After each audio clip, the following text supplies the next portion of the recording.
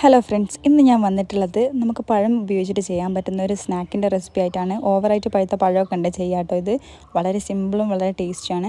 അതിനായിട്ട് ഒരു മിക്സിയുടെ ജാറിലേക്ക് ഒരു മുട്ട, 2 ഏലക്കായ, പഞ്ചസാര, മൈദ, പാൽ ഉപയോഗിച്ച് അടിച്ച് ഒരു ബാറ്റർ തയ്യാറാക്കാം.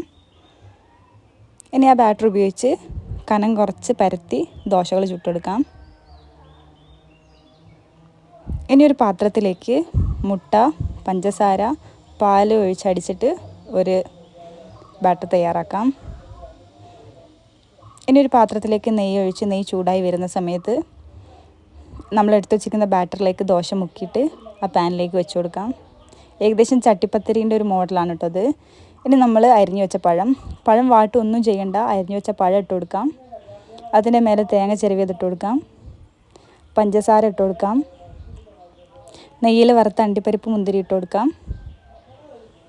ഇനി അതിൻ്റെ മേലേക്ക് വീണ്ടും ഒരു ദോശ ബാറ്ററിൽ മുക്കിയിട്ട് വെച്ച് കൊടുക്കാം. ഇങ്ങനെ ലെയറായിട്ട് നമുക്ക് ചെയ്ത് കൊടുക്കാം കേട്ടോ.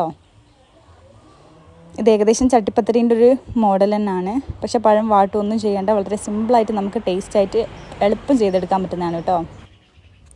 ഇനി അതിൻ്റെ മേലേക്ക് ഇതേപോലെ ഒരു ദോശയും കൂടെ ബാറ്ററിൽ മുക്കി വെച്ചതിന് ശേഷം ആ ബാക്കി വന്ന ബാറ്റർ അതിൻ്റെ മേലേക്ക് ഒഴിച്ചു കൊടുക്കാം. അങ്ങനെ ലോ ഫ്ലെയിമിൽ നമുക്ക് കുക്ക് ചെയ്തെടുക്കാം.